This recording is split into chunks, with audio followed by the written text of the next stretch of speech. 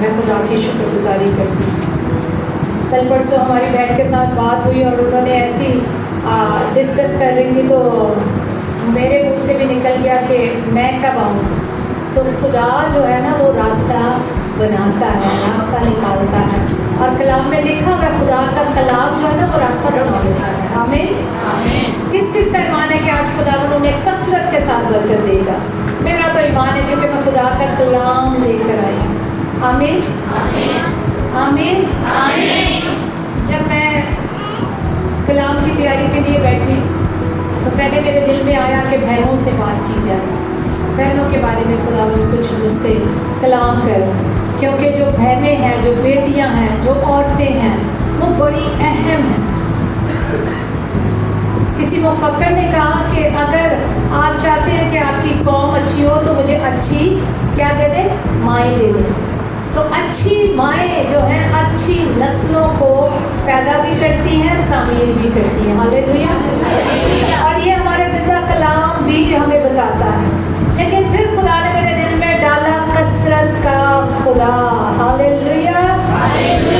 कसरत का खुदा जो यहाँ पर कसरत के साथ मौजूद है। मैंने कभी भी अपना इंट्रोडक्शन नहीं दिया है।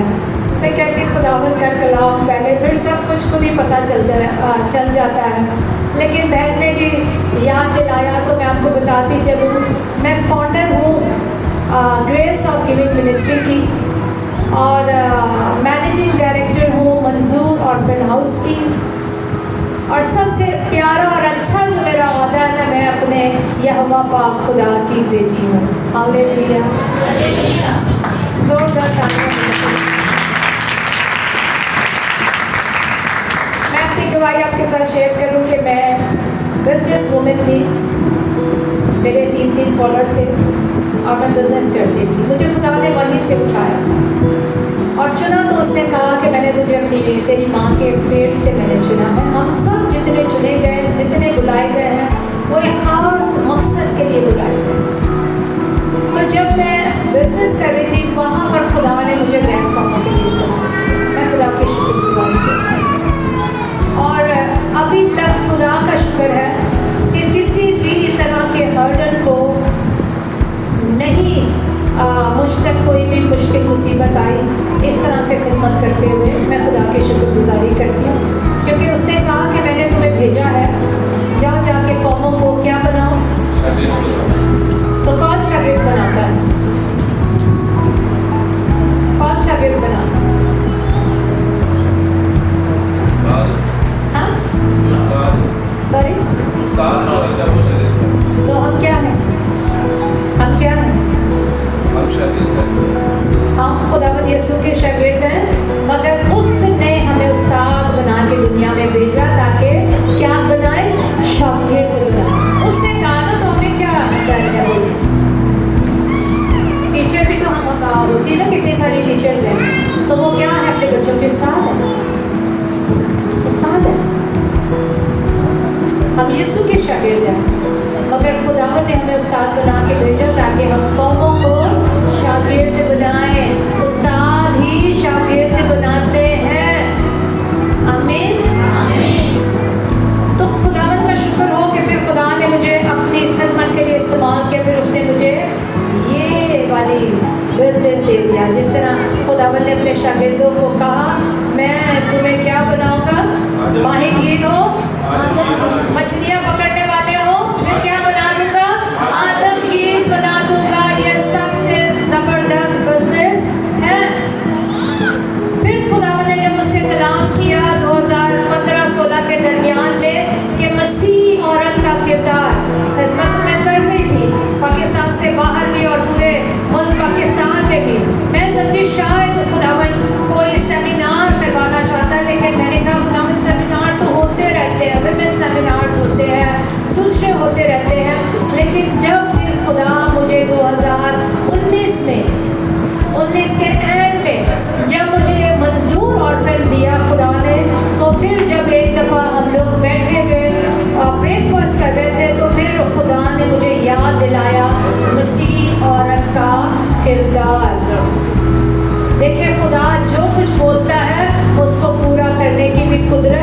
रखता है। तो फिर मैं समझ गई ये जो नन्ही नन्ही जाने जो छोटी छोटी बेटियां खुदा ने मुझे दी है, तो इसका मतलब है कि खुदा ये चाहता है कि इनकी जिंदगी में मसीह नजर आए। फिर खुदा ने मुझे ये जबरदस्त बिजनेस दिया। आमीन। आप भी अपने इर्द गिर्द देखें, कोई ना कोई खुदा ने आपको दिया हुआ है। वो कसरत का खुदा जब आपको बुलाता है तो आपको अकेला नहीं छोड़ता। कितने लोग जानते हैं खुदा ने हमें बरकत दी है? कितने लोग जानते हैं? हाथ उठा के रखिएगा, हाथ उठा के रखिएगा। जितनों के पास बरकत है ना, वो हाथ जरा उठा ले। ये तो बरकत है खुदावन की दी हुई है, तो दिलेरी के साथ हाथ उठाएं। आप बरकत है ना, लेकिन आज कहें कि मैं बरकत हूँ, मैं बरकत हूँ, क्योंकि उसने कहा मैं तुम्हें बरकत नहीं बरकत पर बरकत दूंगा। आज जब मैं इन गलियों में से होती हुई आ रही थी तो शुरू में मेरे ख्याल से हमारे पड़ोसी भाई रहते हैं, तो मैंने देखा बड़ी बड़ी बिल्डिंगें और बड़े बड़े घर हैं। लेकिन जैसे जैसे हमारी जगह शुरू होने लगी तो मैंने देखा टूटे हुए कच्चे बगैर पेंट के घर हैं। मैं दुआ करने लग गई, मैंने कहा खुदावन हमारे लोगों की जिंदगी में से ये टूटी बस्तियों को निकाल। हम बरकत हैं, हम जहाँ पर भी जाते हैं खुदा हमें पॉइंट देता है, दिखाता है। अगर आप यहाँ रहते हैं तो दुआ करें। उसने कब कहा कि तुम गुर्बत में रहोगे? उसने तो नहीं कहा, उसने तो हमें बरकत में बनाया है। आपने देखा होगा मेरी तरह, आपने भी बहुत सारी जगहों को देखा होगा। हमारे मसीह लोग जो है वो बस्तियों को आबाद करते कि नहीं करते? कच्ची कच्ची बस्तियाँ।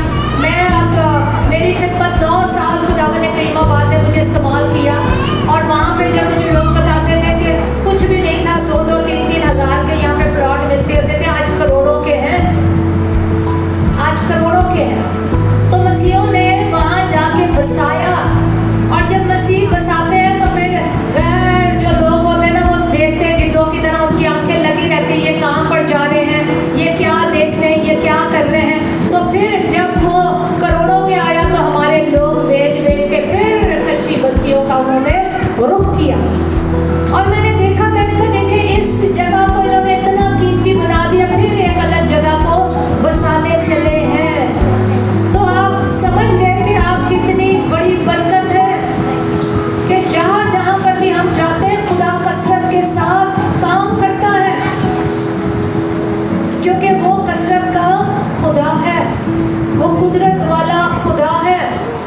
हम में से सबको कहाँ से उसने उठाया है और कहाँ पर उसने बिठा दिया है। मैं खुदा की शुक्रगुजारी करती हूँ। मेरे साथ निकाले पैदाइश 17वां बाब,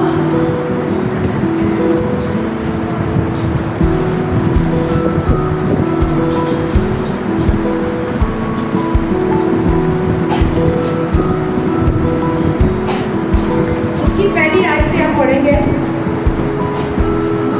सबने निकाल लिया? पैदाइश 17वां बाब पहली आयत। जब अब्राहम 99 बरस का हुआ तब खुदावन अब्राहम को नजर आया और उससे कहा कि मैं खुदा कादिर हूँ, तू मेरे हजूर में चल और कामिल हो, और मैं अपने और तेरे दरमियान अहद बांधूंगा और तुझे बहुत ज़्यादा बढ़ाऊंगा। तब अब्राहम सरनब हो गया और खुदा ने उससे हम कलाम होकर फरमाया कि देख मेरा अहद तेरे साथ है और तू बहुत कौमों का बाप होगा, और तेरा नाम फिर अब्राहम नहीं कहलाएगा बल्कि तेरा नाम अब्राहम होगा, क्योंकि मैंने तुझे बहुत कौमों का बाप ठहराया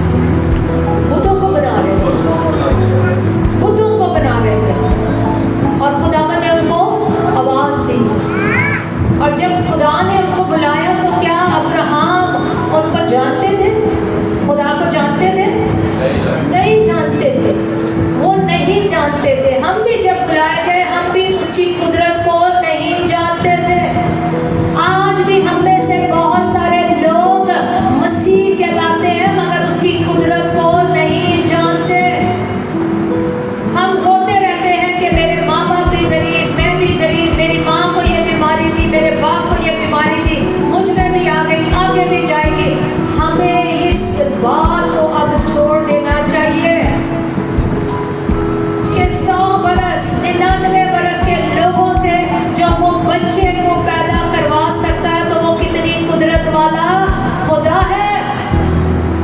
आज मैं खुदा के एक नाम के को लेके चलूंगी और वो नाम है एल शदाई।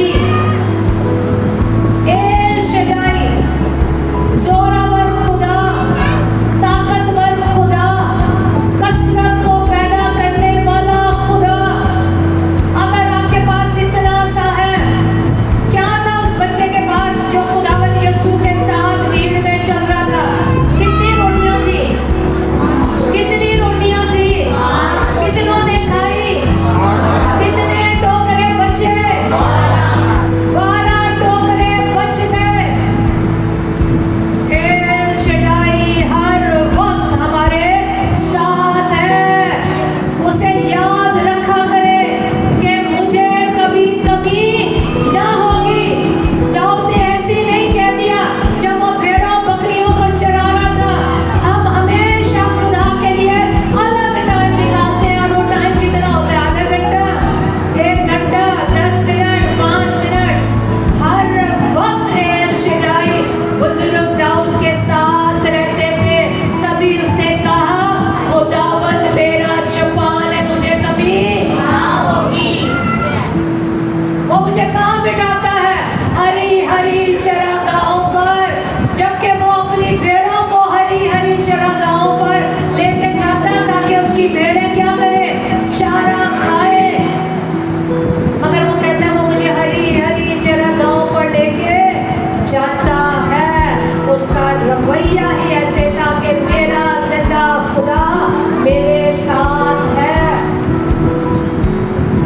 उसे हाथ पांव धोने की जरूरत नहीं पड़ती थी, उसे नहाने की जरूरत नहीं पड़ती थी।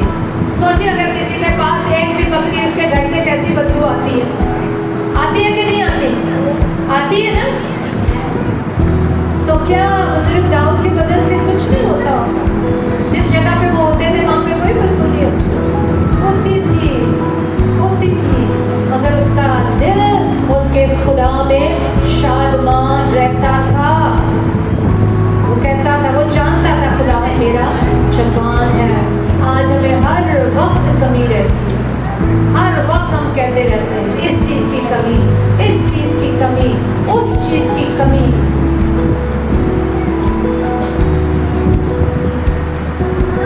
एल का मतलब है जोरावर खुदा, शदाई का मतलब है कसरत का खुदा। और एक बुक में मैं पढ़ रही थी कि एल शदाई का मतलब है छातियों वाला खुदा, उंडेलने वाला खुदा, पिलाने वाला खुदा। कितनी यहाँ पर माएँ बैठी है, जब उसके बच्चा रोता है तो वो क्या करती है? वो तो अपने बच्चों को दूध पिलाती हैं तो बच्चे क्या हो जाते हैं? चुप हो जाते हैं, उनका पेट भर जाता है। और अपनी माँ ही के दूध पर जो बच्चे होते हैं वो क्या होते हैं? ताकतवर होते हैं और हर तरह की बीमारी से बचे हुए होते हैं। तो जब हम अपने खुदा की हजूरी में होते हैं और उसी के तालिब होते हैं तो हम क्या होते हैं? ताकतवर होते चले जाते हैं। हालेलुया।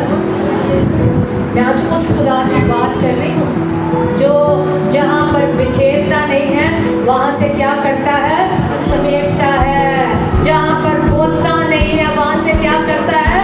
काट लेता है। हालेलुया। आज मैं उस खुदा की बात कर रही हूँ जिसने मुझे उठाया, जिसने आपको उठाया, जिसने हमारे बाप दादा को उठाया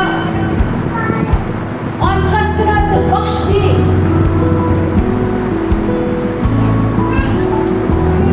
हमारा जिंदा खुदा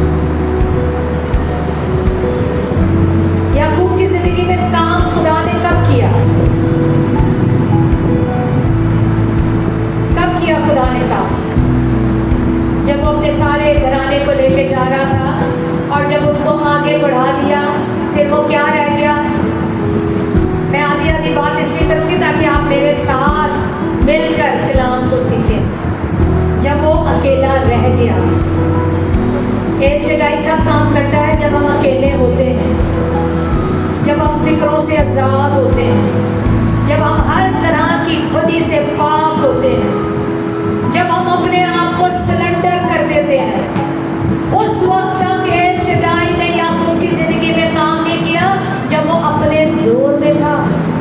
खुदावन ने कहा अब आजा और मेरे साथ क्या कर, मेरे साथ क्या कर, बात कर।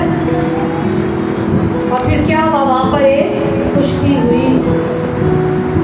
उसने पहले खुदावन को अपना आप खुदावन को क्या कर दिया, सुपुर्दगी में दे दिया। वो खामोश हो गया। पहले उसने अपनी सारी चालें चल दी, उसने अपनी सारी कुव्वत ताकत अकल लगा दी, लेकिन जब उसको समझ आ गई ना कि खुदा के बगैर अब गुजारा नहीं है, अब कोई भी नहीं है कि जो मुझे संभाल सकता है। उसको अपने भाई का भी डर था, वो सब कुछ कर रहा था जैसे मैं और आप करते हैं। हम पहले अपनी सारी कोशिशें कर लेते हैं, कोई मुसीबत आती है हम उनको फ़ोन लगाते हैं जिनसे हमें मालूम होता है कि ये हमारा कुछ काम कर देंगे, लेकिन वहाँ से भी हमें क्या मिलता है, सॉरी। ऐसे ही होता है ना, फिर हम मायूस हो जाते हैं। हम सारे कामों जब चित हो जाते हैं फिर हम खुदा की तरफ ध्यान लगाते हैं। क्या ही अच्छा है कि हम पहले खुदावन को देखें। और फिर खुदा ने उसकी ज़िंदगी में काम किया। सबसे पहले खुदा ने उसकी ज़िंदगी में क्या काम किया, प्लीज़ बहने मेरी तरफ ध्यान करें, बच्चे आपके साथ ही जाएंगे।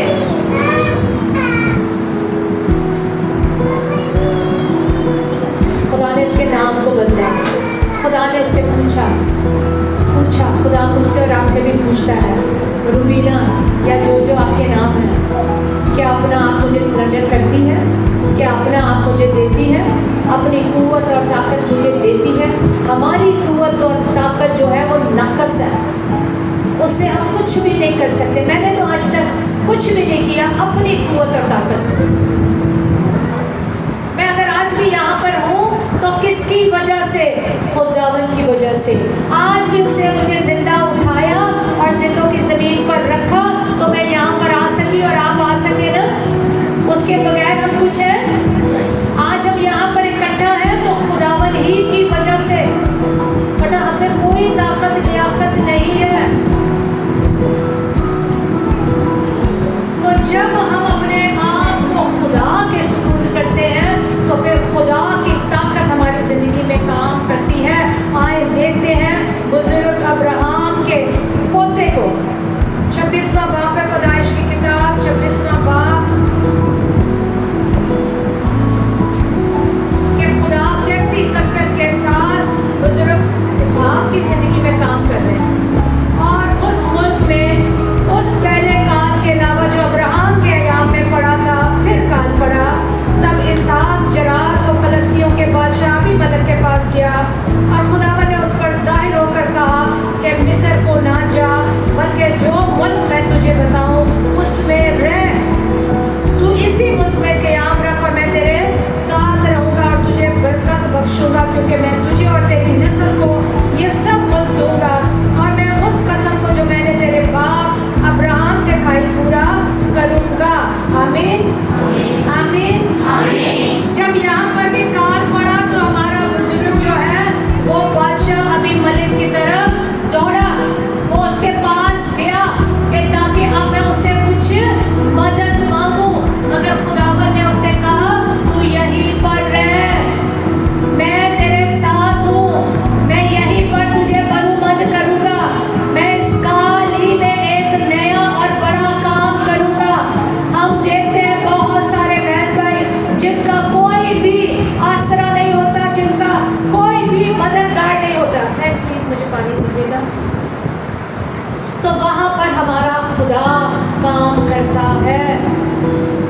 इस मुल्क में काल है और हमारा जो बुजुर्ग है वो जाने लगा है, लेकिन खुदावन ने कहा तो यहीं पर रह और मैं तुझे क्या करूँगा, मैं तुझे बरूमंद करूँगा।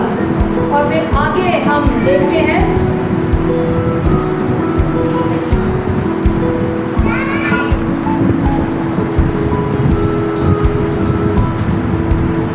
बारहवीं आयत में लिखा है, और इसहाक ने में खेती की, उसी साल उसे 100 गुना फल मिला और खुदावन ने उसे बरकत बख्शी। काल में जहाँ पानी नहीं है, जहाँ पर ज़मीन तैयार नहीं है, जहाँ पर नमकीन ज़मीन है, अगर कोई गांव से है तो वो जानता होगा कि जो ज़मीन बेकार हो जाती है, जहाँ पर नमक आ जाता है या जहाँ पर पानी नहीं है, वहाँ पर मुझे फसल उगा कर दिखाएं। मगर कसरत का खुदा ऐसा करने की कुदरत रखता है। खुदावन ने कहा तू बीज बो। आज हमें भी खुदावन ये कहता है, जो कुछ ईमान का कदम उठाना है वो तू उठा। कसरत और बरकत तो मैंने देनी है, बढ़ाना तो मैंने है। पालूस रसूल के खतों में हमें मिलता है, वो कहता है बीज कोई बोता है, पानी कोई डालता है, मगर बढ़ाता कौन है? खुदावन। खुदावन बढ़ाता है। और फिर यहाँ पे लिखा है 100 गुना फल मिला है, ना 30 ना 60, पूरा का पूरा 100 गुना हमारे बुजुर्ग ने वहाँ पर से काटा है, क्योंकि उसने ईमान रखा है कि मेरा खुदा जो बोलता है वो करने की कुदरत रखता है। हम सब की जिंदगी में कोई ना कोई हादसा हुआ है खुदा तक आने का, है या नहीं है? हम में से कोई भी ऐसा नहीं है कि खुदा के पास आराम से आ गया हो,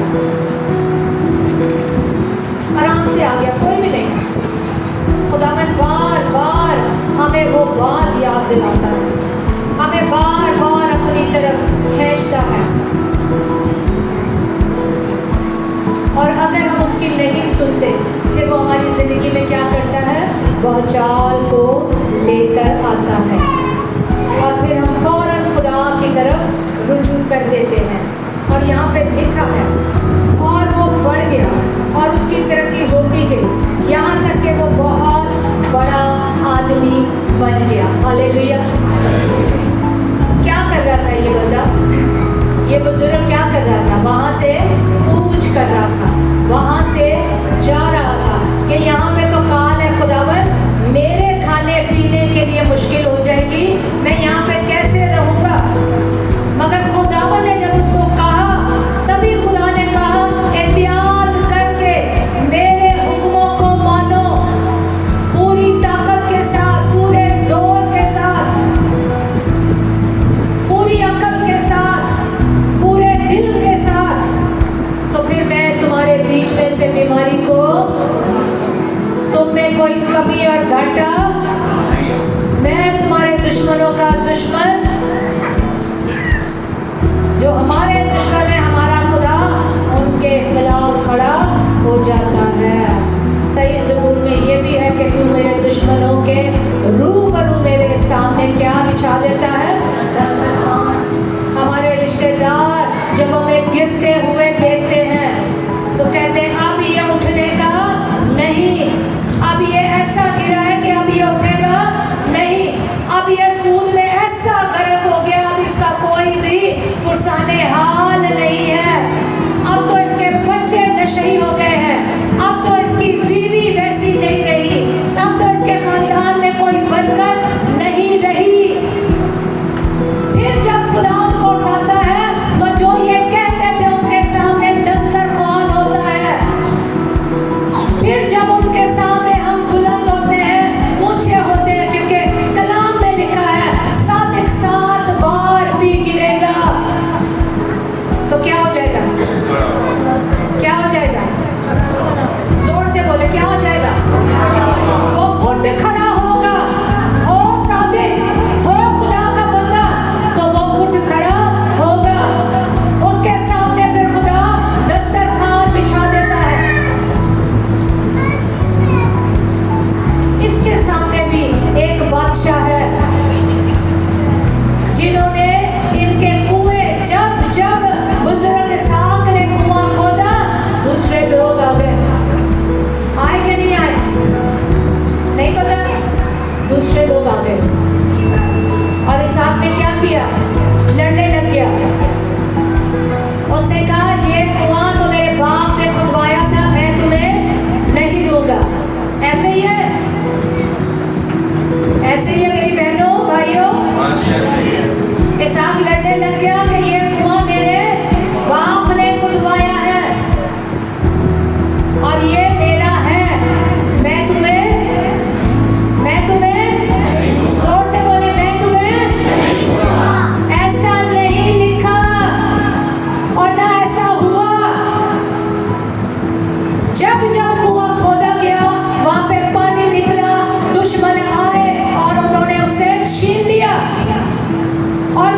सामने ना लड़ाई की ना कुछ कहा, वो आगे बढ़ गया।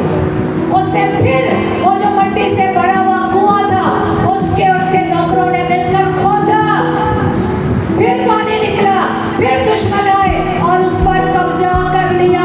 वो कुछ नहीं बोला। फिर उसने तीसरा कुआं खोदा और दुश्मनों ने देखा कि खुदा तो इसके साथ है, अब हमें पीछे हट जाना चाहिए। क्या सीखने की बात इसमें मिल रही है? क्या सीखने की बात? लड़ना, लड़ना, ताकत को बर्बाद करना, वक्त को जाया करना, आगे बढ़ जाए, आगे भी बरकत है। वो बरकत और कसरत का खुदा है। एक ही कुआं वो हमारे लिए नहीं रखा उसने, कई कुएं उसने हमारे लिए रखे हैं। वो सिर्फ हम अपनी ताकत से नहीं, खुदा के फजल से हासिल कर सकते हैं। हालेलुया। कुछ सीख रहे हैं आप? सीख रहे हैं? मैं भी सीख रहा हूँ। लड़ना छोड़ दे, फिर आप देखें। और वो बढ़ गया, उसकी तरक्की होती गई, यहाँ तक कि वो बहुत बड़ा आदमी बन गया। हम लड़ते रहते हैं, हम बुड़बुड़ाते रहते हैं, हमारे बहन भाइयों को बरकत मिलती है तो हम जलते रहते हैं। वो ना लड़ा, ना बुड़बुड़ाया, ना रुका। खुदा ने उन्हीं के सामने उसको बड़ा आदमी बना दिया। आगे आगे देखें तो आप हैरान होंगे कि हम आज तक लड़ रहे हैं और बुड़ रहे हैं, तभी हमारे पास वही कुछ है जो बरसों पहले तक था।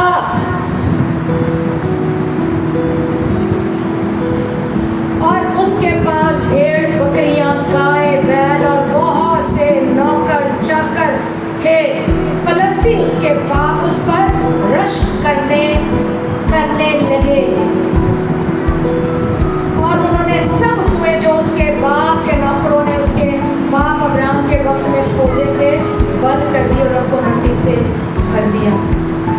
फिर कर दिया काम, मगर फिर देखा रबी मलिक ने साफ से कहा तू हमारे पास से चला जा, क्योंकि तू हमसे ज़्यादा जोरावर हो गया है। हालेलुया।